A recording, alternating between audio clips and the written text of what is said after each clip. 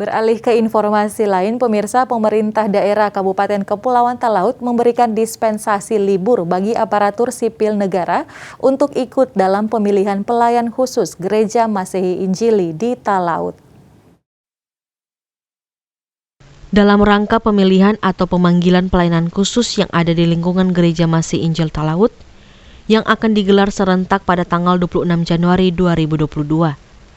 Pemerintah daerah Kabupaten Talaut memberikan izin atau dispensasi libur 1 hari bagi seluruh ASN warga Germita.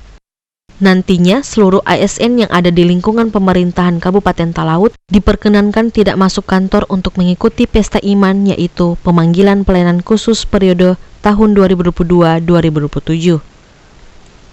Wakil Bupati Mokhtar Arunde Parapaga, yang juga didampingi Ketua DPRD Kabupaten Talaut, Jakob Mangole, saat diwawancarai ia mengatakan, hal ini dilakukan mengingat sebagian besar ASN yang ada di lingkungan pemerintahan Kabupaten Talaut adalah warga Gereja Masehi Injil Talaut, sehingga pihaknya memberikan dispensasi libur 1 hari untuk mengikuti proses pemilihan atau pemanggilan pelayanan khusus periode 2022-2027. Merupakan pesta iman bahwa Pak Bupati melalui Pak Sekretaris Daerah telah mengeluarkan surat dispensasi bagi pegawai negeri yang akan melaksanakan pemanggilan di pelayan khusus, terutama untuk mencari pelayan khusus yang ada di Gereja Masehi Injil Talaut.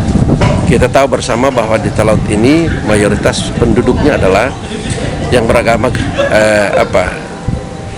Protestan, Germita. Karena itu, karena mengingat banyaknya PNS ini warga Germita, maka diberi dispensasi. Tanggal 26, ada juga yang tanggal 27, sebagian dan sesuai jadwal. Nah, ini kami berharap dapat dilaksanakan dengan baik. Jangan dispensasi ini disalahgunakan. Bukan untuk kepentingan gereja, malah digunakan untuk kepentingan lain.